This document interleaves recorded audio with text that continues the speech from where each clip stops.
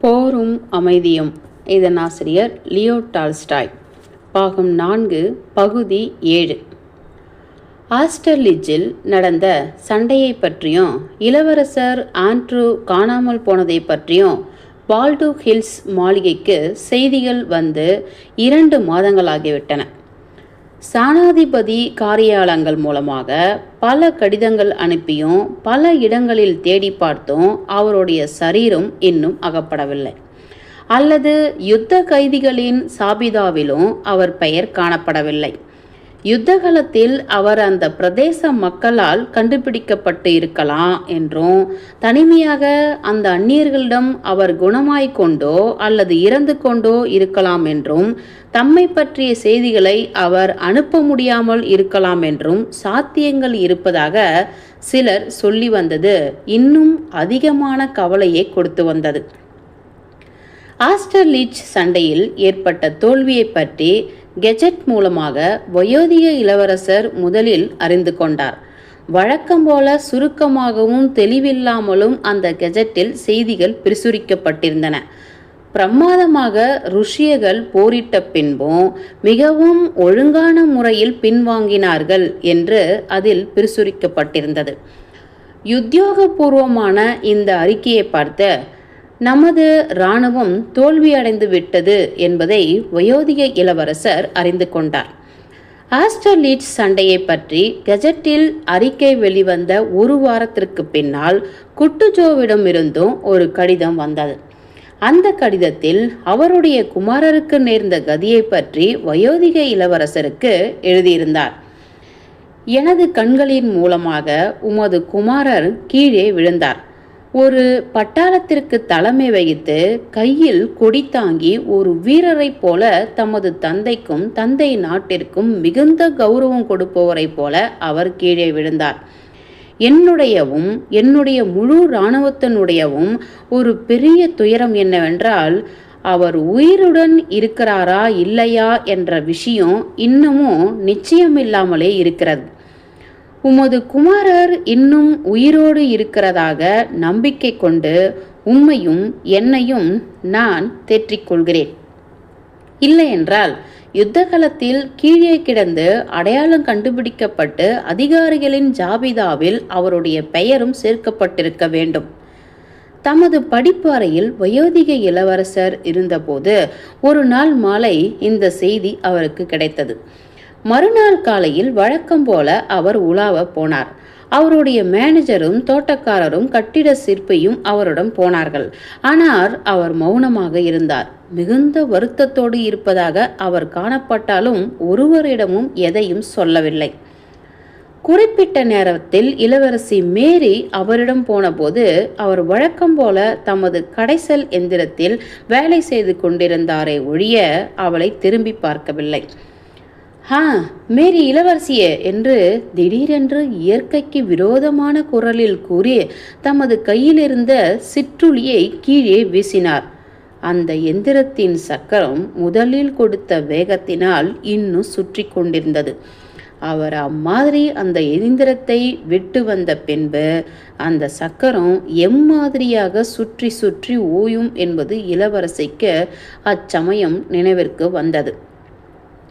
அவள் அவரிடம் சென்று அவர் முகத்தை பார்த்தாள். தனக்குள் ஏதோ ஒன்று திடீரென்று அருந்து போனது போல அவள் உணர்ந்தாள். அவளுடைய கண்கள் மங்க ஆரம்பித்தன. அவளுடைய தந்தையின் முகத்தில் காணப்பட்ட தோற்றம் துக்கமாக இல்லை, அடிபட்டது போல இல்லை. ஆனால் கோபமாக, இயற்கைக்கு விரோதமாக வேலை செய்து கொண்டிருப்பதாக தோன்றியது. தனக்கு மேலாக ஏதோ பயங்கரமான துர்திருஷ்டம் தொங்கிக் கொண்டிருப்பது போலவும், அது தன்னை நசுக்கப் போவது போலவும், அம்மாதிரியான மோசமான காரியத்தை வாழ்க்கையில் இதுவரை அனுபவித்தது இல்லை என்றும், அது ஈடு செய்ய முடியாதது என்றும், அறிவுக்கு எட்டாதது என்றும் அவளுக்கு தோன்றியது. அதாவது அவள் மிகுந்த பிரியம் கொண்ட ஒருவரின் மரணமாக இருக்க வேண்டும். அப்பா, ஆண்ட்ரூ என்று அந்த அழகற்ற விகாரமான இளவரசி சொல்ல முடியாத சோகத் தோற்றத்தோடு அம்மாதிரி அவள் காணப்படுவதை அவளுடைய தந்தையால் தாங்கிக் கொள்ள முடியாது என்பதையும் மறந்து கூச்சலிட்டு தேம்பலோடு தன் முகத்தை திருப்பிக் கொண்டாள். ரொம்ப துக்கமான செய்தி. அவருடைய பெயர் கைதிகள் ஜாபிதாவில் இல்லை, கொல்லப்பட்டவர்கள் ஜாபிதாவிலும் இல்லை.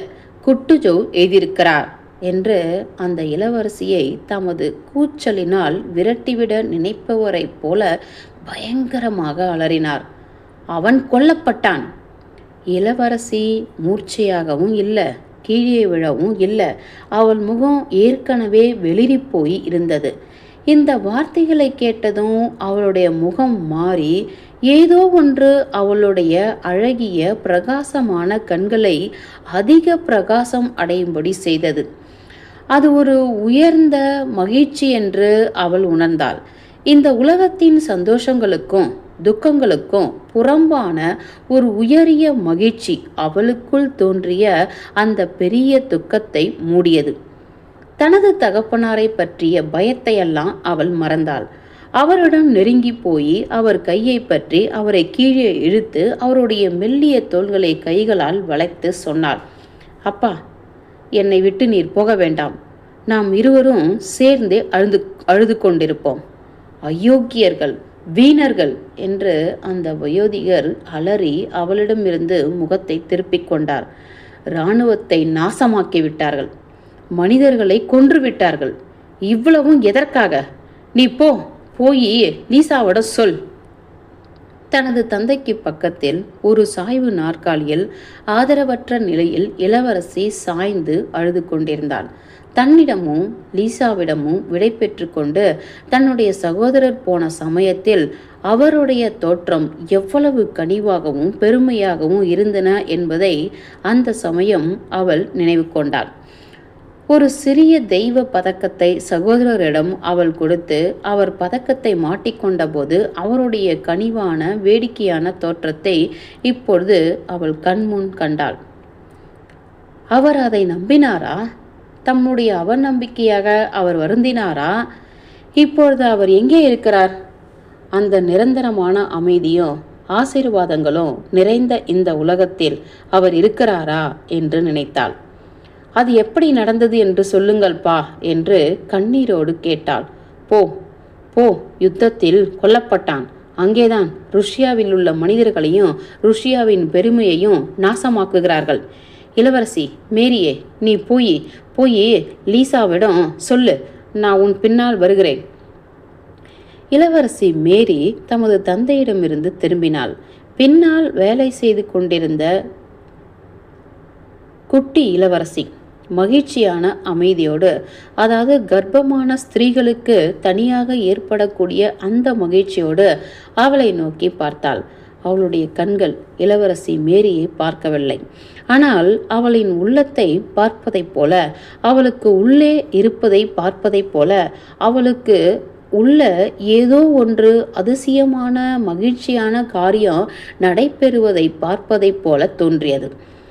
தான் செய்து கொண்டிருந்த பின்னல் வேலையை அப்பால் வைத்துவிட்டு சோஃபாவில் சாய்ந்து, மேரி, உன் கையை எனக்கு கொடு என்று அவளுடைய மைத்துனியின் கையை எடுத்து அவளுடைய இடுப்பிற்கு பக்கத்தில் பிடித்து கொண்டிருந்தாள்.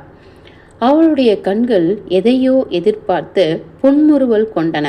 அவளுடைய குட்டையான உதடு மேலே தூக்கி குழந்தைத்தனமான சிரிப்போடு அப்படியே நின்றது.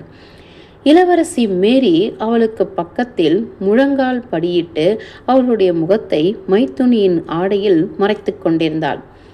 அதுதான் உனக்கு தெரிகிறதா? எனக்கு இந்த அதிசயமான உணர்ச்சி தோன்றுகிறது. நான் அந்த குழந்தையை அதிகமாக நேசிக்கப் போகிறேன் என்பது உனக்கு தெரியுமா மேரி என்று தன் மைத்துனியை சந்தோஷமான பிரகாசமான கண்களால் பார்த்து லீசா கூறினாள். இளவரசி மேரியால் தனது தலையை நிமிர்த்த முடியவில்லை. அவள் அழுது கொண்டிருந்தாள். என்ன சமாச்சாரம் மேரி? ஒன்றுமில்லை, எனக்கு துக்கமாயிருக்கிறது. ஆண்ட்ரூவை பற்றி நான் துக்கமாக இருக்கிறேன் என்று அவள் சொல்லி அவளுடைய மைத்துனி முழங்காலில் விழுந்து கண்ணீர் துளிகளை துடைத்தாள். அன்று காலையில் இளவரசி மேரி தன் மைத்துனியை தயார் செய்வதற்கு பல தடவைகள் முயற்சிக்க ஆரம்பித்தாள். ஆனால் ஒவ்வொரு தடவையிலையும் அவள் அழுவதற்கே ஆரம்பித்தாள். குட்டி இளவரசி நன்றாக கவனிக்கக்கூடிய சுபாவம் இல்லாதபடியால் இந்த கண்ணீரின் காரணத்தை அறிந்து கொள்ள முடியாமல் பரபரப்பு கொண்டாள். அவள் ஒன்றும் சொல்லவில்லை. எதையோ ஒன்றை தேடுவது போல மனக்குழப்பத்தோடு பார்த்து கொண்டிருந்தாள். வயோதிக இளவரசரை பற்றி அவளுக்கு எப்பொழுதுமே பயம். டின்னருக்கு முன்னால் அவர் அவளுடைய அறைக்கு வந்தார். ஒரு தனிப்பட்ட குழப்பமான வெறுப்பான தோற்றத்தோடு அவர் காணப்பட்டார். ஒரு வார்த்தை கூட சொல்லாமல் மீண்டும் அறையை விட்டு வெளியே போனார். இளவரசி மேரியை அவள் பார்த்தாள். சிறிது நேரம் யோசித்து கொண்டிருந்தார். கர்ப்பமானவளுக்கு தனியாக ஏற்படக்கூடிய ஒரு உணர்ச்சியோடு தன் வயிற்றுக்குள் உள்ள ஒன்றை மீது கவனம் செலுத்தினாள். உடனே திடீரென அழ ஆரம்பித்தாள்.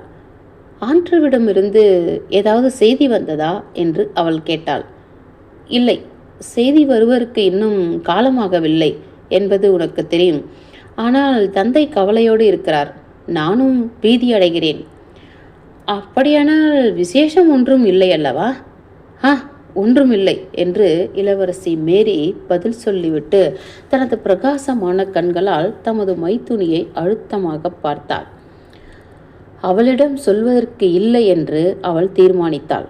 அந்த பயங்கரமான செய்தியை அவளுக்கு பிரசவமாகிற வரையில் அவளிடம் சொல்லக்கூடாது என்று தனது தந்தையையும் கேட்டு சம்மதிக்க வைக்கும்படி செய்துவிட்டாள். இன்னும் சில தினங்கள் பிரசவம் ஆகிவிடுகிற மாதிரி இருந்தது. இளவரசி மேரியும் வயோதிக இளவரசரும் தங்களுடைய துக்கங்களை மறைத்து தாங்களே தனியாக அனுபவித்துக் கொண்டிருந்தார்கள். வயோதிக இளவரசருக்கு எந்தவிதமான நம்பிக்கையும் இப்பொழுது இல்லை. இளவரசர் ஆண்ட்ரூ கொல்லப்பட்டு விட்டார் என்று அவர் மனதில் தீர்மானம் செய்துவிட்டார்.